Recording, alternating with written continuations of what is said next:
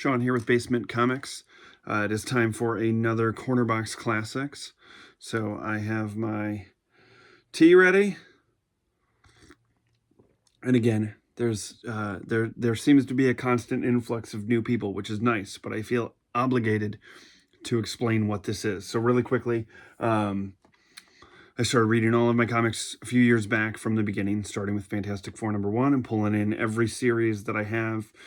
Most of them complete runs, and some of them not. You'll see an issue or two here and there until I get to like a particular creator that I liked or something, a la Incredible Hulk. Like you'll see smatterings of issues of Incredible Hulk here until the Peter David run. Then it's the whole Peter David run.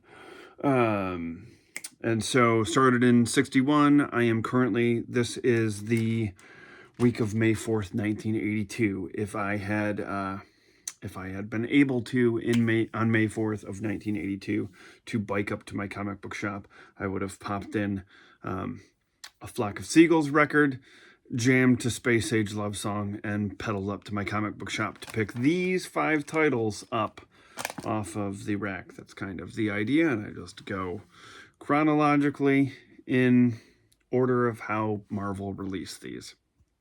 So let's dive into it. First up, Amazing Spider-Man number 231, Caught in the Act, from May 4th, 1982, written by Roger Stern, pencils by John Romita Jr., inks by Jim Mooney, letters by Joseph Rosen, colors by Bob Sharon, and that cover is by John Romita Jr. and Al Milgrom. I've thoroughly been enjoying the Amazing Spider-Man run, obviously. Like 1982, it's kind of hard for me to not enjoy any of the books that are coming out. There's one that came out this week that would have been, like, if I was picking it up week to week, I'd be like, I think I'm going to cut this. And we'll get to that in a minute. But right now, Amazing Spider-Man, firing on all cylinders. Roger Stern is writing one of the great runs. As far as I'm concerned, this is my first time actually reading a lot of this Spider-Man run. So that's been a blast. You know, and it's just, like, John Romita Jr. is great. Oh, man. Knocked over. If you've watched the room tour, I just knocked over my little paper doll Nightcrawler, and I do not want to step on him because he's made of paper. Okay, so opens up. Clearly, there have been some burglaries in police lockups, and so some security guards like check in on this one, and they're like, "Oh, we heard some noise, but clearly there's nothing there," and it is revealed to be. Great splash page there as Cobra, who's on the cover and named. So I'm not giving anything away there. I mean, I'm going through the whole issue, so, you know, spoilers for a 44-year-old comic book. So he is clearly, obviously, the one breaking into these. And so he, you know, steals some jewels, laughs at the ineptitude of these cops, and then slithers out. I imagine this sort of like, not super familiar with Cobra yet at this point. I believe the only time that I've encountered him in the read-through, at least this variation of the character, was in a Marvel team-up. Might have been 2-in-1. They're blended together. Anyways, his vibe gives me the, now I can't think of the super creepy. There's a creepy episode of X-Files where there's like a dude that can like squeeze through. Like anything, I don't know. That's the vibe I'm getting from Cobra. So he escapes through a drain, leaves a light on to tease these guys, and then heads back to his swanky pad. And, the really cool thing in here is he has in his swanky pad this very sweet, like, that is a couch circle around a fireplace, and that actually pops up in his little hideout to go down to his little vault where all of his stuff is hidden at. And he is lamenting the fact that, like, things have been pretty good when he stopped teaming up with Mr. Hyde. That's where it was. It wasn't Marvel Team Up or Marvel 2-in-1. It was Captain America number 252. And this ladies and gentlemen, is why editor's notes are important and why it's a bum out that they don't do that as much anymore. Because, yeah, and if I wanted a refresher before I did this, I could have gone back and read 252. It's somewhat, I think 252 is covered in the corner box. Probably not, actually. That might have been before I started doing the videos. Either way, Captain America number 252. If you want to find out what happened between Cobra and Mr. Hyde, there you go. Now's your chance. Then we cut to Pete's apartment, and he is hunched over, sewing his costume, which is like a detail that is absolutely lost in nowadays comics. And he is putting the ever awesome web armpits back onto the suit, which is pretty sweet. And then we get one of those panels that I absolutely love, which is Pete swinging through the city, where like a lighter non-webbed version of him is showing the motion. I think that's cool. I love it when they do that with Nightcrawler's teleportation in the X-Men books. And he swings by where his recent dust up with the Juggernaut was in this issue, and you're sort of led to believe that that's Juggernaut popping up. But if you're an astute reader, you would be like, hey, Viper was just mentioning Mr. Hyde. Maybe it's not the Juggernaut. So then it cuts to Jameson's office. He's talking to Marla. She's she's digging up some dirt on the Brand Corporation, which is owned by Roxxon. Brand is the place that Beast turned blue and furry at. If you didn't know that, I'm sure everyone knew that. And so he brings in Ned Leeds, and Ned Leeds is like, oh, I'm meeting up with somebody, kind of about that, so we could go like do this together. And Betty is a little bit nervous about Ned getting caught up in some stuff, which is like, I mean, he's an investigative report. Like, come on, Betty, like, pull it together. So she's rifling through his notebook, figures out where he's going to be, and she reaches out, which is another move where I'm just like, come on, Betty. She reaches out to Peter, who's doing his grad student thing, and working in a lab. And so she gets a hold of Deb Whitman to leave a message where she's like, hey, I just need to kind of talk this through. Like, Betty needs a therapist. Betty needs to talk to somebody that's not Pete. I understand story-wise why this is happening, because obviously Pete's going to be like, oh, Marla and Ned are in trouble, and I gotta blah, blah, blah. I gotta head over there, and you don't know that I'm Spidey, but it's still the whole thing. Deb is catching on that Pete is possibly Spider-Man, so she lets him know. Pete kind of squares Betty away, calms her down, but then decides he's going to go investigate as Spider-Man, much like you would expect. So he takes off. Ned and Marla meet with their guy, and while they're there about this like Brand Corporation Roxxon thing, Cobra's there in like he's in like a fake beard, okay? And he's like just having a drink, like enjoying himself. And he spots Ned and is like, that's a reporter for the Bugle. This seems to happen kind of regularly. So like he's like, no, I should stick it to these fellas. So Cobra drops in as they're meeting with this nose dude. That's the guy who's telling tales about the Brand Corporation is like Nose. So he drops in on them, and then Pete winds up there. So everybody starts tussling. And, you get quite a few pages of a Cobra versus Spider-Man fight. That's all good. It's drawn by John Romita Jr. with inks by Jim Mooney. That's a blast. And, I mean, it's quite a few pages of the two of them going to town on each other. And then and another one of those panels where it's like, this is all happening in motion. Enjoy that. And so that's going down, and then it is like the very end is revealed that it was, in fact, Mr. Hyde. And he is not after Spider-Man, but he is after Cobra. So that is where we are left. So, again, such a good, like, every week that I go through this, I'm just like, man, I came in the 90s. Like, that was what the X-Men cartoon brought me into comics. I got into the X-Men. I dabbled here and there. It was much easier to, I mean, it's one of those things where it's like I have a good career, I can afford my comics. But man, back in the day when it was like lawn mowing money and or like allowance or birthday, whatever from my folks, wasn't it's pretty nice when the folks were helping out pick up the comic book tab. But comics back then were only like 75 cents or $1. And I look back sometimes as I'm buying back issues from that time period for like when I was filling out the Fantastic Four, Avengers, or Spider-Man in particular. Because, like some of the keys for that book, you're just like, really? Really?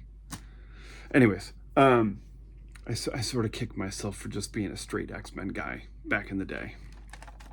Because like should have been picking up some of those Spider-Mans so I wasn't paying like aftermarket bullshit prices as those goes on. Anyways, but what I've learned from being a 90s kid, where I used to be like, oh my god, 90s is best because it was just a nostalgia trip for me.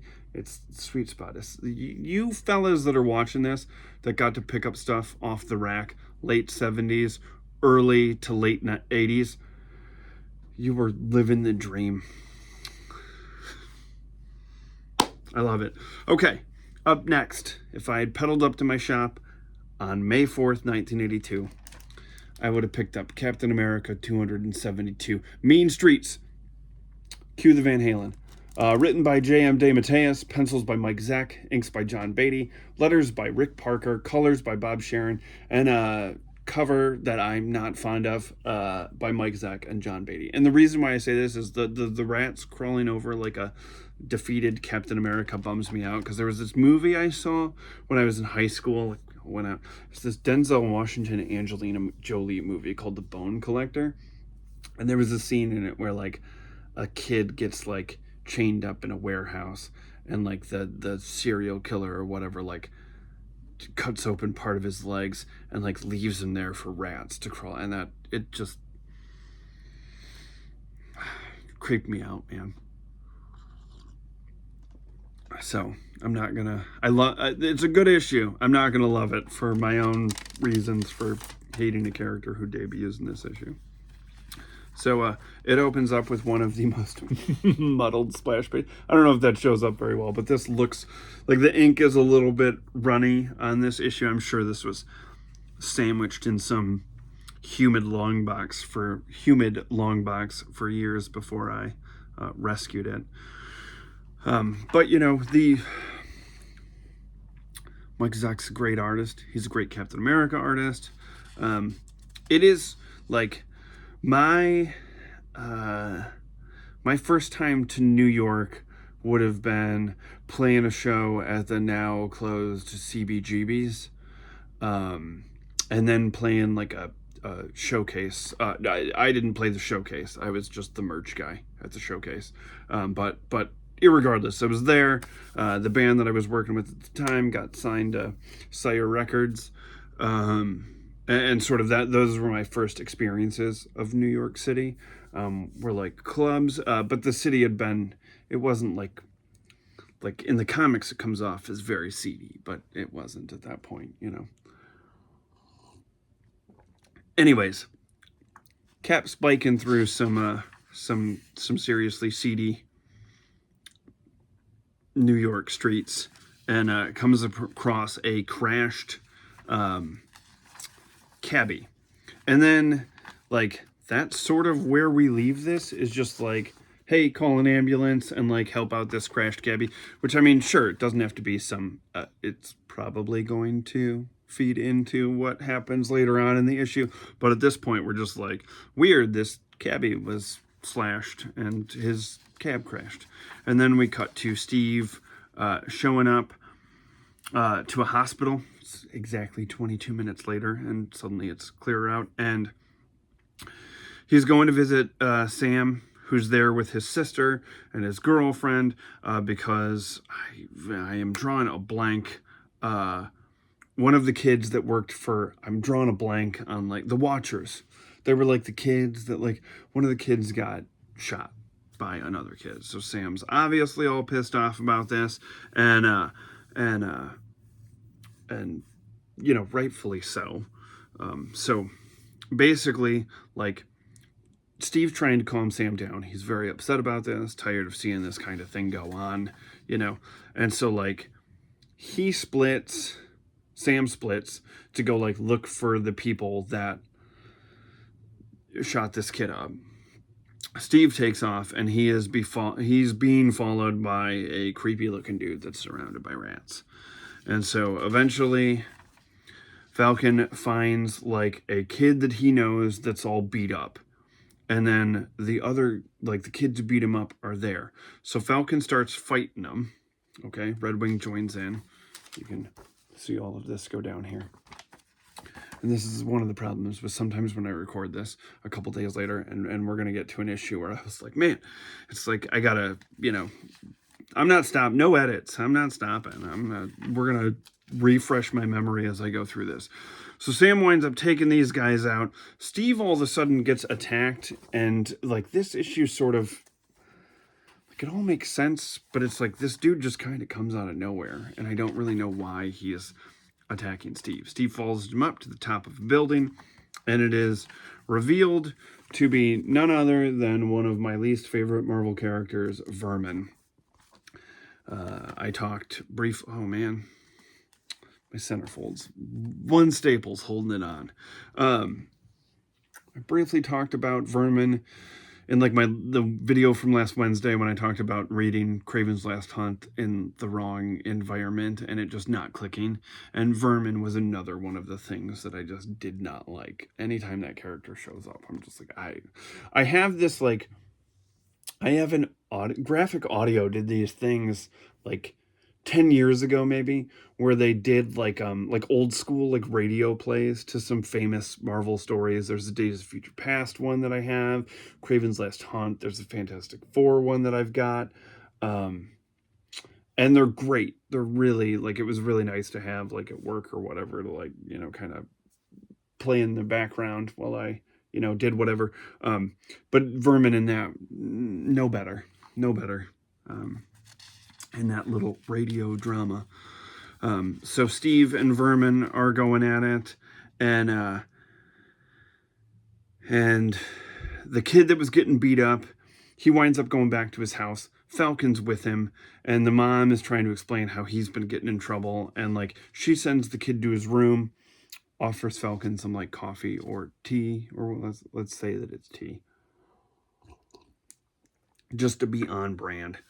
And the kid winds up having a nightmare where this kid that Falcon just helped, like, stop getting the crap kicked out of him by a bunch of other kids, turns out to be the kid that shot the Watcher kid.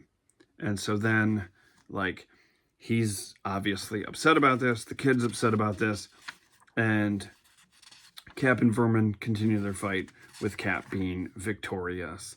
And then it cuts back to the hospital where the boy who was shot is going to make a recovery, and Sam has decided, some people from the school board reach out to him and want him to run for Congress. So it ends with him being like, hey, I'm going to run for Congress. So have at it, Sam. I hope you win. I don't remember ever hearing anything about Sam Wilson running for Congress. So I imagine it probably doesn't pan out, but who knows? Maybe it does.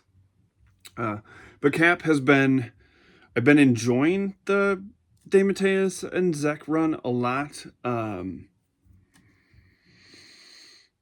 It doesn't seem as tight as I thought it would. There have been more, like, sort of filler issues than I expected in that run. Again, like, it's been a great run. But when compared to, like, Stern's Spider-Man of the time, Claremont's X-Men, Miller's Daredevil, it's like, it's great, but it's weird because, like, I could go to, like, New Books today and be like, here's 4 great ones, here's 12 bad ones. And here it's like, even just a middle of the road book is great. But there's just so much great stuff. And then, unfortunately, I can't help. I try not to compare, like, the past to the present, but it's hard not to. especially when there is just this like murder's row of talent right now in the cornerbacks classic realm, where it's just like, yeah, like a bad, like, I'm not a fan of Micronauts.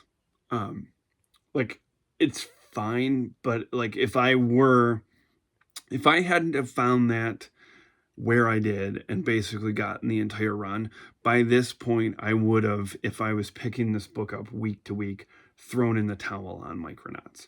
And part of me wonders if in this exercise, because like if I should be like, okay, I'm tapping out of this one in Cornerbacks Classics, or if I need to see it through to the end, because there's like 2 or 3 issues that I'm planning on keeping from this run. It's like, if I ever feel like reading Micronauts, you know what, I'm just gonna, like, we're gonna skip.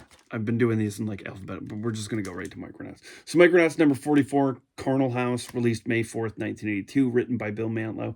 The pencils in the cover are done by Gil Kane, inks by Daniel Bolinati, letters by Jim Novak, and colors by Bob Sharon. It's a great cover. The Gil Kane pencils in this book are great, but it is just not really doing anything for me. Like, half the team right now is in like the Prometheus pit in the Hell Laboratory, the Human Engineering Life Laboratories, and that's where Devil and Commander Ran are, and the little robot guys, Microtron and stuff like that. And like, this is the thing, the book's good. It's a good book, but when comparative to the other stuff that I'm reading, I'm just sort of like, this isn't like, I finally caught up. By the way, I know that anybody who's been following this along knows that like I started with issue number 37 in Cornerbacks Classics because I started with my like birth month and year in October 81. And the issue, it was easy to throw in Micronauts there because I've always had that issue because it's a Nightcrawler appearance, and that would be one of the books that I'd be holding on to from it. But like, I don't have a super huge attachment to any of these characters, and part of the exercise in doing this, like, I'm 44 years old. I've been collecting comic books for about 35 years of that time. And so this has been, you know, an exercise in like, I'm going to read everything that I've got in here instead of just going to shows and attacking dollar bins and coming home with a long box and filing it away. This is high time that I started reading stuff, especially since I did a good job of like completing runs. Now's the time, as you know, you've seen the size of the room. If you've watched the room tour, you know what's in here. It's a lot. And now is the time to be like, what stays, what goes, you know? And so like Micronauts, do I want to keep the couple issues if I ever get like a hankering for reading Micronauts? Do I continue reading, or do I bow out? Now, I've got the entire first volume complete, so I might as well finish it. But let me tell you, it's not exactly one that I'm like, kick ass, I can't wait to talk about this one, because you know, I read this thing last night, but it was like, it was getting late. So then it like cuts over, you know, they're obviously fighting against you know, Computrex and Professor Prometheus. You know, and Devil like falls into the Prometheus pit. We assume that he is dead. And this was another thing that I thought about while I was reading this particular issue, was like when Devil fell into the Prometheus pit and Commander Ran is like, oh my god, Devil just died. I've lost so many members of the Micronauts. And like, one of the things that's happened is like, that bums me out about being a regular reader for as long as I have been, is I've become sort of numb to this character died fake out. For instance, when I first got into comics and the death of Xavier and the kickoff to the Age of Apocalypse happened, I legitimately, there was no internet. Like, all I knew was what I got from house ads in the book and maybe some grumblings from the old timers at my shop. But I was, again, like 12, you know, or whatever. Like, they weren't exactly, it's not like the dudes who were in the know who'd been through this rodeo were exactly like, oh, let me talk to the 12-year-old at the show. That was not happening. So I was left to my own devices. And I like when Xavier died, I was like, oh my God, they just killed Xavier.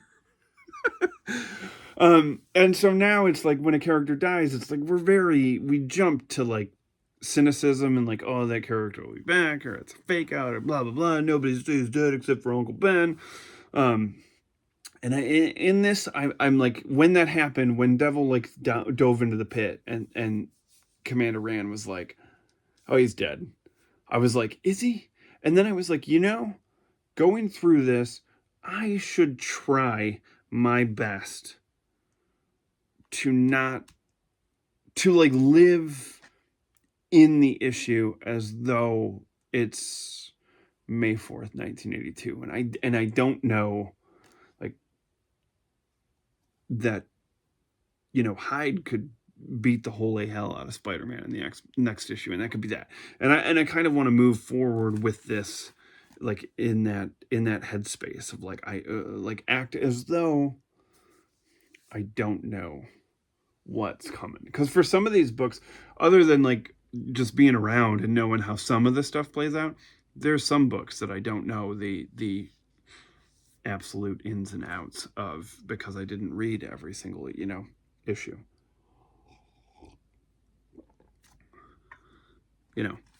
If I was reading books month to month and Nathaniel Richards suddenly shows up in Fantastic Four and he's like, Reed, I'm your dad. If I was reading that month to month, I'd be like, it'd blow my mind. But I know that's going to happen in the DeFalco Paul Ryan run. But I'm going to try my best to like act as, if that makes sense, act as though that didn't happen. So anyways, Micronauts is a lot. It's fun art, like it's cocaine art. Bill Mantlo is no slouch when it comes to writing. I'm just not super connected to this. And when it comes to the other stuff, it's just sort of like, it's there, I guess. And it's funny because it was a buddy of mine who got me. He was like a big fan of Micronauts when he was a kid, because he was reading this like as it was coming out. And so I texted him the other day and I was like, whew, like maybe you had to be there. Maybe Micronauts was something you had to be like there for month to month, but I'm just like not getting anything out of it. And he texted me back and he was like, oh man, he's like, I probably dropped it at like issue number 15. Like I stopped after Michael Golden was, and I was just like, are you okay? So I'm 44 issues into a book that I'm like, and you didn't even stick with it as long as I did. Anyways, Devil's not dead. He pops back up. He climbs out of there, but now he's like more feral and he's not red anymore. He's black. I don't know. And that could have been because like he got dumped into some water that was at the bottom of the Prometheus pit. But the end of the thing was basically like, hey, the Prometheus pit was supposed to be where they were supposed to go through it to get to the microverse. And clearly, since Devil didn't fall down and die or land in the microverse, Commander Rand is like, our way to the microverse is shut off. So that was the end of the issue, was him realizing like, oh crap, we can't get to the microverse.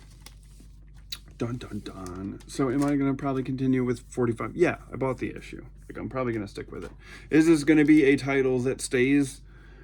Probably not.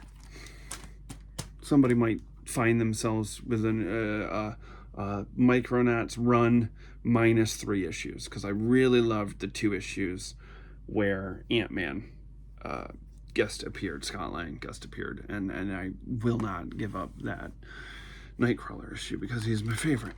Okay, up next, Doctor Strange number 54, Alone, released May 4th, 1982, written by Roger Stern, pencils by Paul Smith, although not all pages, inks by Terry Austin, although not every page, letters by Joseph Rosen, colors by Bob Sharon, with a great cover by Brent Anderson and Armando Gil. So yeah, this is one of those, I kind of like it when comics do this. So this makes me wonder if, because I know this was months ago that we talked about this, because there was a house ad for like a Doctor Strange book where like Frank Miller was going to take over Doctor Strange, and I was like, hot dog, super excited about it. And then I quickly I Googled it, because I was like, well, I don't have those issues. Like, was it a different Doctor Strange series? What happened? And lo and behold, like, it was in the works that Miller was going to be doing a run on Doctor Strange, but it fell through. And so that never came to pass. And that's sort of how the Paul Smith run started, which is great, because Paul Smith is one of my favorite artists. But it makes me sort of think that, like, occasionally there's kind of like fill-in issues. And this one a little bit felt like a fill-in issue. Like, they were like, crap, we have to, anyways, because this issue is dealing with the fallout of Clea leaving. Like, she left Strange because she was like, hey, this Morgana woman is in love with you, and I'm an alien on this world. And it's like, Clea's kind of having a woe is me moment, which is a little bit of a bummer. But we open up with this great splash page done by Paul Smith, where in these first few pages, and so this explains, like, Stern writes the first 5 pages, or the framing pages. DeMatteis, I'm assuming, writes the middle page. Smith does the framing art. Brent Anderson does the rest of the pencils. Austin inks the Smith stuff, and Joe Rubinstein inks the Brent Anderson stuff, is, I'm assuming, how this goes. It wasn't really, like, quite properly explained. So basically what happens is, in these first few issues, it's Paul Smith art where he is lamenting the fact that Clea has left, and then flashes back to the spring where he's out with Clea, and then we get the Brent Anderson, Joseph Rubinstein art. And I like issues like this where it's kind of framed in that way, where it's like, oh, I'm thinking back on this, are fun. I like them. Would I have preferred an issue of all Paul Smith art? Sure. But I love Brent Anderson. He's an amazing dude, great artist. So, I got no problems with a little excursion into flashback land, courtesy of Brent Anderson and Joe Rubinstein, written by J.M. DeMatteis. And so they're basically hanging out in the park, watching this little girl play with a balloon, and then some dude kind of runs up to Doctor Strange because he recognizes him, and he's like, this guy's after me, he's going to steal my ego. And, the guy winds up bumping into the kid. She loses her balloon. So Strange does the nice guy thing and uses an incantation to bring her balloon back to her. And then is like, how does this guy know who I am? And so the guy quickly explains, like, I've been studying the dark arts and the occult, and obviously you are very prominent in that. So of course I would know who you are. And then all of a sudden demons are unleashed on this dude. And I laugh at this because, like, the guy's talking to Strange, all of a sudden demons pop out of nowhere. This dude starts freaking out, obviously. If demons were suddenly swirling around me, I'd be freaking the hell out. And Strange is almost, like, annoyed by it. Like, he's like, oh, let me just disperse of the demons. And I just thought that was funny, because I was like, yeah, this is old hat to you, but this poor dude is freaking out. So then, Strange uses the eye to see that this kid has been studying the dark arts and the, mysticism and all that stuff. And he winds up meeting this guy named, then he read, like, a tract by this fella named R.B. Wallace. And sort of, he became this R.B. Wallace became a mentor to this kid. And so Strange winds up, like, going and doing battle, because clearly, like, this dude's whole thing is he's being possessed, and kind of his energy is being used by this R.B. Wallace fella. And so Strange sends Clea off to do, like, a side quest. Well, he goes after this R.B. dude. He finds him, and it sort of cracks me up, because it's just like, yeah, this guy is okay when it comes to the mystic arts, but he's no Doctor Strange. And so there's some, like, when Strange, heads to the astral plane, to his body just sort of, like, he just falls right over. And so there's some gals who are like, helping him out, and then, you know, he does the mystic battle, then pops right back up. Goes back to the Sanctum Sanctorum, where the kid is being controlled and has Wong all wrapped up. Clea shows back up, Clea, and then they wind up going after, and it turns out that this dude has like a whole school of kids that are studying the, almost a strange academy, of kids studying the mystic arts, and he is like using their power to fuel his power. And so that is where we are at. And so then it turns out that that there's this guy named Tibero who is pulling the strings of all of them, including the R.B. Wallace guy. And so Strange turns him to stone, and then everything is sort of fixed. And then this part cracked me up because, like, as some of the kids are knocked out, Clea notices this guy's facial hair. And so she's like, hey, Steven, this looks good. You should grow your facial hair out like that. And I just thought that...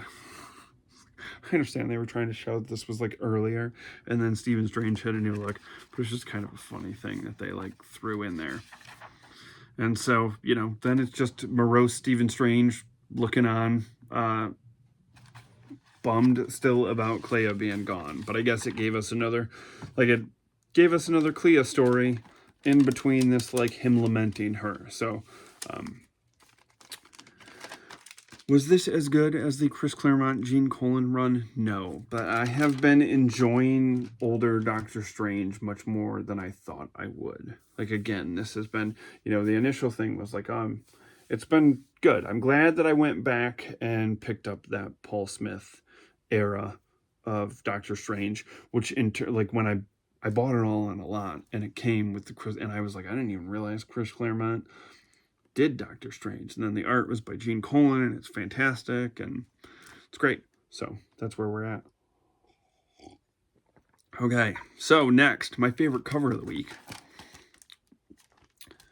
The Mighty Thor, number 322, The Wrath and the Power, released May 4th, 1982. Written by Doug Mensch, pencils by Alan Kupperberg, inks by Jim Mooney, letters by Janice Chang, colors by George Roussos, and the cover is penciled by Ed Hannigan with inks by Al Milgrom.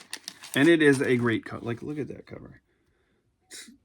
You got the Rainbow Bridge, Heimdall and Thor going at it. Like, if I was a kid and this was on the rack, compared to the rest of the books, I would have been like, I'm reading that one first when I get home. I would have been jazzed about it. Look at it. So good. So good. So obviously we're dealing with the menagerie, which are a bunch of humans that have kind of been, like, changed into some, like, Asgardian deities. And so Thor is still planning on, like, they don't want to go back to human form. So during this, like, you know, Thor kind of gives them a rundown of, like, hey, these are the people that you guys are possessing. Like, you got to knock it off. We have to go to Asgard, and we have to get Odin's help in, like, switching you back. So they head off to Asgard, okay, and Odin is on an 8-legged horse, which is awesome, and he is watching two people kind of fight back and forth, and one of them is, like, a lady that he likes, but it's not Frigga, or was in a relationship, or is, I don't know. Asgardian gods do Asgardian god things, I suppose. So this is sort of all going on, and then Thor shows up on the Rainbow Bridge, and Heimdall is like, oh, no, you cannot bring these mortals into Asgard, okay? And here it comes, right? The cover, like Heimdall versus Thor, right? Wrong. You get, like, a panel of it before Heimdall's like, you know, I really don't want to fight you, Thor, so I guess just, like, go see Odin. And that sort of bummed me out. Like, I was like, this cover, if I had pedaled my ass home waiting to see Asgardian versus Asgardian on the Rainbow Bridge, and I got two panels, I would have been like, harumph. I would have been upset. I would have been bummed. I was bummed last night when I read it. I was like, I was really looking forward to a Heimdall versus Thor fight, and I got two panels, and then Heimdall being like, I don't want any of this smoke, Thor. Just go see your dad. So then Thor goes and sees Odin, and Odin's like, get these mortals out of Asgard. So, you know, hilarity ensues because Odin is upset about this. And he's still dealing with, like, hey, man, there's this gal over on this other side of these two warring factions in Asgard. And they're going to try to say that I had some current relationship with this woman to mess up my relationship with Frigga and make the people of Asgard not trust me. And I was like, oh, okay. Sure. And so this goes on for like a couple pages as Thor is basically just like, and so then these characters are like, hey, we'll help stop this. Like, you switch us back after we get done helping your team of this conflict whoop ass. And so that is what happens over the course of the next couple of pages is these two warring sides along with the menagerie go after each other. So you are not given a Heimdall and Thor fight, but you are given this like Asgardian versus this Jolena woman is her name. And so then basically at that point, Odin, this part cracked me up too, because it was like Odin is supposed to be like, oh, I didn't want them to mess up my relationship with Frigga and how the Asgardians view me by thinking I was stepping out. It's all very bizarre. And he's so then he's like, you know what? He sees her and he's basically like, the fact that I show a trace of my former love for Jolena does not make me unfaithful to Frigga. It merely makes me fallible. So he's basically like he goes through all this, fights this whole thing to make sure that this like information doesn't get out or whatever. And then is basically like, you know, screw him. Like, I used to love this lady and that's okay, because it doesn't affect my relationship with Frigga. And so that's that. And so then Odin gets the menagerie separated. And so all those mortals are back on Earth and happy in their lives. And so that's where it ends. We're just back at Don Blake's doctor's office and everything is hunky-dory and Odin is free to reminisce with his old flame. No offense to Frigga. Or Freya? I don't know. Anyways, that was Thor. I don't know, man. Other than Micronauts, I really enjoyed everything this week. And I mean, again, understand, when I say that I didn't enjoy Micronauts, I just mean like comparatively of what came out that week. You're talking Amazing Spider-Man, Captain America, Doctor Strange, and Thor. Yeah, Micronauts was going to be number 5 on that list. It's just how it is. Doesn't mean that it was a bad issue. It was just, if I were to compare it to the other stuff, that would have been the one I was like, eh. So that is where I am at. Obviously, there's the Wednesday video coming up, but I might, I was looking, and the next week for Cornerbox Classics is only 2 issues. It's the next issue of Avengers and the next issue of Uncanny X-Men. And, you know, before I started the channel, I would have just continued reading. Just, you know, like I would have gotten done with that issue of Thor and I would have been on to Avengers. But now I'm trying to, like, you know, do these videos. And I was like, I've been doing the Wednesday thing and then I've been putting the Cornerbox Classics out on the weekend. And I was like, that works. But I was like, there's only 2 issues. I initially was thinking about tacking them on to this. But then I was like, I would have to, again, I'm not, I am fallible, much like Odin. In his discretions. And so sometimes when I'm doing like my quick recaps, it's like I forget stuff that happened. Part of this is talking about them so that I remember a little bit more the next time that I go through them. But then I was like, nah, I don't want to. So maybe I'll have a quicker Cornerbox Classics of just the 2 of those, like Monday or something, whenever I get done with reading, because it was kind of like, well, I'll just do the video when I'm done with reading those. But if there's only 2 issues, I could knock that out relatively quick because this is already long. I'm always long. I'm long-winded. I like talking comics. So who knows? You might get a Cornerbacks Classics before next Wednesday's hopeful bike ride. It's a real bum out here weather-wise. We were in what us Michiganders know as first full spring, which is where like the first layer of snows that has been around for 2.5 months melts, because we get like 3 days in a row that are like 65 degrees, great, and everybody's like, holy smokes, it's summer. And like you get like, you know, you've been in nothing but like 0-degree weather for weeks. And so like that 55, 65 degree days feels like it's 90, and you're just like, spring's here. And then whammo, that cool air swings back around from Canada, and we're back in the zeros, and snow's on the way, and everything's gross. So, you know, it is what it is. Welcome back to second winter. So, thanks for checking out Cornerbacks Classics. There's probably going to be another one in a day or two, because I am jazzed to read that issue of Avengers and Uncanny X-Men. And then Hank and I will hopefully be back for, fingers crossed, a bike ride up to the comic book shop next Wednesday, because we are missing it. Looks like another good week. And then there will be another corner. It's just so much stuff. Too much stuff. You're going to get sick of me. All right. Thanks for taking this 1982 ride with me. Go listen to Flock of Seagulls' Space Age love song. It's a jam. Bye.